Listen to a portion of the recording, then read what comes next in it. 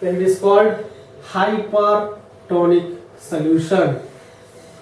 If the density of outside is less than density of inside, then it is called hypotonic solution. These three differences are present in the book. You can read the differences from the book, and the diagrams also present. Next, we are coming two more topics, or there are more headings. That is called turgidity and fluidity. What are these turgidity and fluidity? I am erasing this one. This portion is done.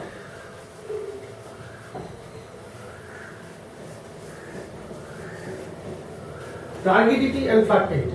Turgidity and fluidity means, first we are coming.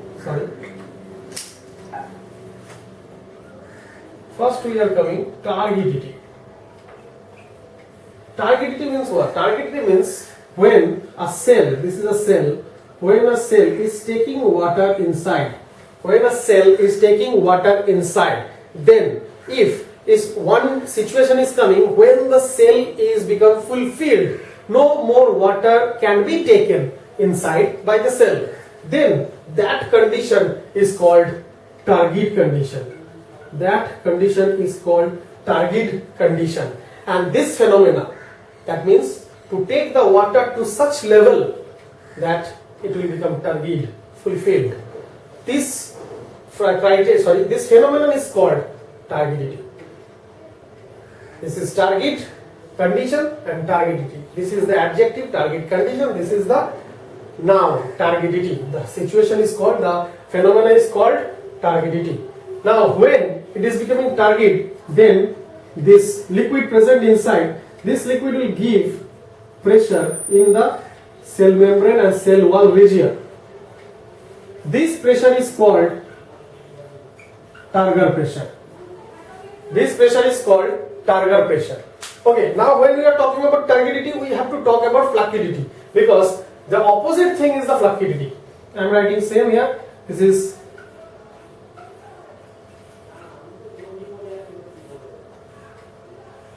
fluidity. Fluidity when what? Fluidity means when a cell is present over there and inside the cell liquid is present. When the liquid is coming outside, solution is coming outside, and to some extent, some particular extent, when that water is coming outside and cell is become squeezed and cell is becoming so small, cytoplasm is becoming so small, then it is called fluid condition. The opposite of the turgid. This is called fluid condition. Okay, opposite of turgid, and the phenomena is called fluidity, opposite of turgidity. So turgid condition, fluid condition. When the water is going inside and it is becoming fulfilled, no more water can go inside, turgid condition, and it is turgidity, the phenomena. Here, when water is coming outside, no more water can come outside, then it is called fluid condition, and the phenomena is called fluidity. Here generally no pressure is present from the inside, because nothing is there, so no pressure is there from inside like this. So this turgor pressure is present over there, but here no such thing is there. Okay, this is the thing. Now last topic of this chapter we are coming, that is called that plasmolysis and deplasmolysis. When we are talking plasmolysis and deplasmolysis, the thing we have to remember that plasmolysis and deplasmolysis we can see in plant cell only. Okay. Now you can see the diagram in the book, but then also I am just trying to draw the diagram. We are drawing a plasmolysis and deplasmolysis diagram. When this is a plant cell, when the water is coming out from the plant cell, this is a nucleus. Water is coming out from the plant cell. Then the plant cell is this, and the cytoplasm is become squeezed with the nucleus.